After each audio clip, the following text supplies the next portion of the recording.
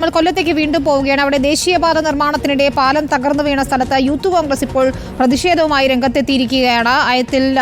അയത്തിന് സമീപമാണ് പാലം തകർന്നത്. കോൺക്രീറ്റ് ചെയ്യുന്നതിനിടയിൽ പാലത്തിന്റെ മധ്യഭാഗം തകർന്നു വീഴുകയായിരുന്നു. ദിലീപ് ദേവസ്യയുണ്ട് വിശദാംശങ്ങളുമായി. ദിലീപ്, തലനാരിഴയ്ക്കാണ് വലിയ അപകടം ഒഴിവായത്. പക്ഷേ ഏറ്റവും പ്രധാനപ്പെട്ട കാര്യം ഇതിലെ നിർമ്മാണത്തിലെ വീഴ്ച തന്നെയാണ്. യൂത്ത് കോൺഗ്രസ് ഇപ്പോൾ പ്രതിഷേധിക്കുന്നു എന്നാണ് മനസ്സിലാക്കാൻ കഴിയുന്നത്.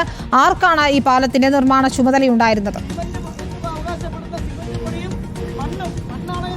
വിനീത, ശിവാലയ കൺസ്ട്രക്ഷൻ കമ്പനിക്കാണ് ഈ നിർമ്മാണ ചുമതല ഉണ്ടായിരുന്നത്. ഇത് അശാസ്ത്രീയമായി നിർമ്മിച്ചു എന്നാണ് ഈ യൂത്ത് കോൺഗ്രസ് പ്രവർത്തകർ പറയുന്നത്. അവർ ഇപ്പോൾ ആവശ്യം ഉന്നയിക്കുന്നത് കളക്ടർ സ്ഥലത്തെത്തി പരിശോധന നടത്തി കുറ്റക്കാർക്കെതിരെ കർശന നടപടി സ്വീകരിക്കണമെന്നാണ് ഈ യൂത്ത് കോൺഗ്രസ് പ്രവർത്തകർ പറയുന്നത്. നിങ്ങൾ എന്താവശ്യപ്പെട്ടാണ് ഇപ്പോൾ ഈ റോഡ് ഉപരോധിക്കുന്നത്? ഞങ്ങൾ ഈ റോഡ് ഉപരോധിക്കുന്നത് ബഹുമാനപ്പെട്ട കൊല്ലം ജില്ലയുടെ ഭരണാധികാരി ഇവിടെ വന്നേ പറ്റൂ.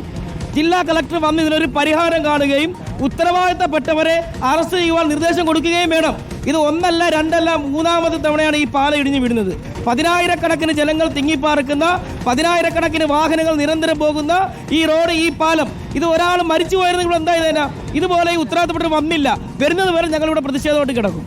നിർമ്മാണം അശാസ്ത്രീയമാണെന്നാണ് നിങ്ങൾ? 100% അശാസ്ത്രീയമാണ്. ഇതിൽ ഉപയോഗിച്ചിരിക്കുന്ന മണ്ണ് ഖനനം ചെയ്ത മണ്ണാണ്, ഉപ്പ് കലർന്ന മണ്ണാണ്. കായലിൽ നിന്ന് വാരിയ മണ്ണുണ്ട്, കടലിൽ നിന്ന് എടുത്ത മണ്ണുണ്ട്, അതുപോലെ കമ്പി, അതുപോലെ സിമന്റ് തുടങ്ങി എല്ലാം വില നിലവാരം ഇതിന് അഴിമതിയുണ്ട്.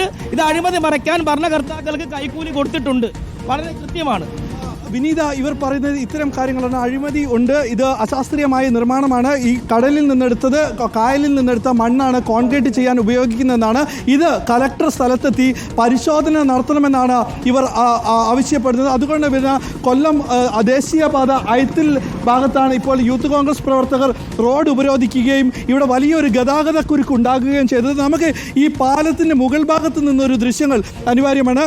ഈ ദൃശ്യങ്ങളൊന്ന് ഇവിടെ നിന്ന് കാണണം. കാരണം ഇത് മൂന്നാമത്തെ തവണയാണ് ഈ പാലം ഇവിടെ നിർമ്മാണത്തിലിരിക്കെ തകർന്നു വീഴുന്നത്. അതായത് ഇവിടെ ആദ്യ തവണ ഇവിടെ പാലം നിർമ്മാണം സമയമ്പോൾ അരികിടിഞ്ഞു വീണു, രണ്ടാമത് തൂൺ തെറ്റിപ്പാണ്, ഇന്ന് മൂന്നാമത് നിർമ്മാണം നടത്തിയ കോൺക്രീറ്റ് അബുദാഹിർ കോൺക്രീറ്റ് മുഴുവനായി പാകിയതായിരുന്നു. അതായത് മുഴുവനായിട്ട് കോൺക്രീറ്റ് വെക്കുകയും അത് ഭാരം താങ്ങാൻ കഴിയാതെ താഴേക്ക് ഇടിഞ്ഞു വീഴുകയുമാണ് ചെയ്തത്. ഈ പാലത്തിൻ്റെ മധ്യഭാഗമാണ്, നമുക്ക് ദൃശ്യങ്ങളിൽ നിന്ന് തന്നെ കാണാം, നല്ല രീതിയിൽ കമ്പിയെല്ലാം കോൺക്രീറ്റ് ചെയ്യുന്നതിനായിട്ട് ചുറ്റിക്കെട്ടി എല്ലാം കൃത്യമാക്കിയിരുന്നു. അതിന് മുകളിൽ തന്നെ കോൺക്രീറ്റ് വിരിക്കുകയും ചെയ്തു. കോൺക്രീറ്റ് മുഴുവനായിട്ടും ഇതിന് മുകളിൽ കോൺക്രീറ്റ് പാകി. പക്ഷേ കോൺക്രീറ്റ് താങ്ങാൻ, അതിൻ്റെ ഭാരം താങ്ങാൻ കഴിയാതെ ഇതിൻ്റെ മധ്യഭാഗം ഇടിഞ്ഞു വീഴുകയാണ്. ഇതിന് താഴത്തു കൂടെ ഒരു ചെറിയ 3 മീറ്റർ വീതിയിലുള്ള ഒരു കനാലാണ് പോകുന്നത്. കനാലിലൂടെ വെള്ളം പോകുന്നുണ്ട്. ഈ വെള്ളത്തിൽ സ്ഥാപിച്ച തൂണുകളുടെ ബലക്ഷയമായിരുന്നു അപകടത്തിന് കാരണമെന്നാണ് ഇവിടുത്തെ പരിശോധിക്കാതെയാണ് കോൺക്രീറ്റ് നടപടികളിലേക്ക് കടന്നതല്ലേ?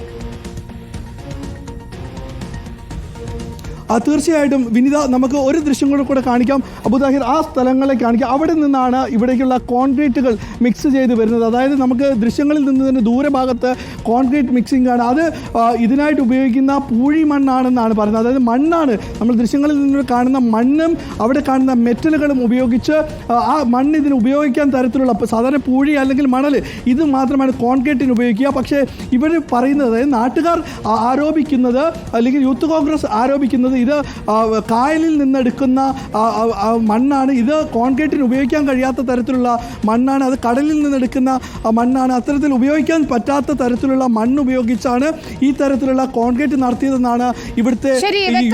ഏതായാലും പാലത്തിന്റെ മധ്യഭാഗം തന്നെയാണ് തകർന്നു വീണിരിക്കുന്നത്. കോൺക്രീറ്റ് നടക്കുന്നതിനിടയിലാണ് ഇപ്പോൾ മധ്യഭാഗം തകർന്നിരിക്കുന്നത്. തീർച്ചയായും അത് എന്താണ് ഇങ്ങനെ സംഭവിച്ചത്, ആരുടെ ഭാഗത്തു നിന്നുണ്ടായ വീഴ്ചയാണ്, അശാസ്ത്രീയമായ നിർമ്മാണമാണോ ഇതിനിടയാക്കിയത് തുടങ്ങിയ കാര്യങ്ങൾ പരിശോധിക്കപ്പെടേണ്ടത് തന്നെയാണ്. ദിലീപ് ദേവസ്യയാണ് വിവരങ്ങൾ നൽകിയത്.